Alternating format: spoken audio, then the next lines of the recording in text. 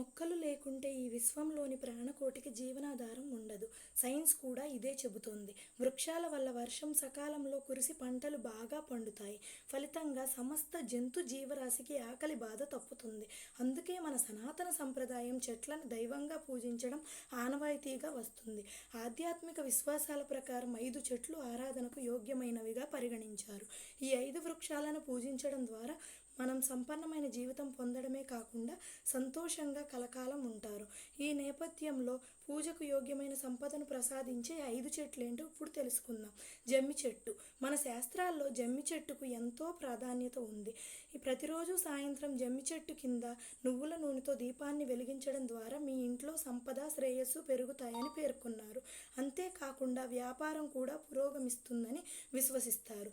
రావి చెట్టు. రావి చెట్టు 24 గంటలు ఆక్సిజన్ ఇస్తుంది. ఈ చెట్టు ఆరోగ్యపరంగా మంచి ప్రయోజనం చేకూరుస్తుంది. ఆధ్యాత్మిక కోణం పరంగానూ ఇది చాలా ప్రత్యేకమైనదిగా పరిగణించబడుతుంది. పితృదేవతలు రావి చెట్టుపై నివసిస్తారని, దీన్ని ఆరాధించడం ద్వారా మన ప్రార్థనలు నేరుగా చేరుతాయని చెబుతారు. రావి చెట్టుకు ప్రతి శనివారం దీపాన్ని వెలిగించాలి.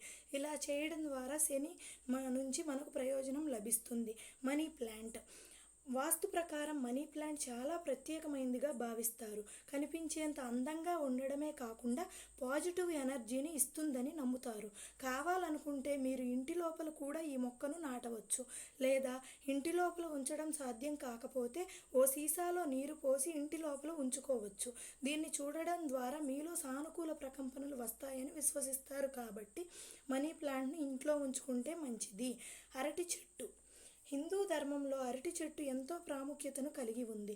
గురువారం అరటి చెట్టును ఆరాధించడం ద్వారా చాలా మంచి జరుగుతుందని భావిస్తారు. అరటి చెట్టును ఆరాధించడం వల్ల శ్రీహరి కూడా సంతృప్తి చెందుతాడని నమ్ముతారు. ప్రతి గురువారం మినప్పప్పు, బెల్లంతో అరటి చెట్లను పూజిస్తారు. గురువారం ఉపవాసం పాటించేవారు అరటి చెట్టును పూజించి వీటిని అర్పిస్తారు. తులసి మొక్క. తులసి మొక్క విష్ణువుకు ప్రీతికరమైనదిగా పరిగణిస్తారు. ఇది లక్ష్మీదేవి రూపంగా భావిస్తారు. తులసి చెట్టు కింద రోజు నెయ్యితో దీపం వెలిగించడం ద్వారా మీ ఇంట్లో సంపద పెరుగుతుంది.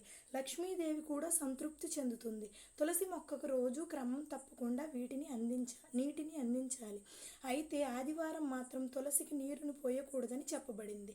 అంతేకాకుండా ఏకాదశి తిథి రోజున తులసిని అంటుకోవడం కానీ కొయ్యడం కానీ చేయకూడదని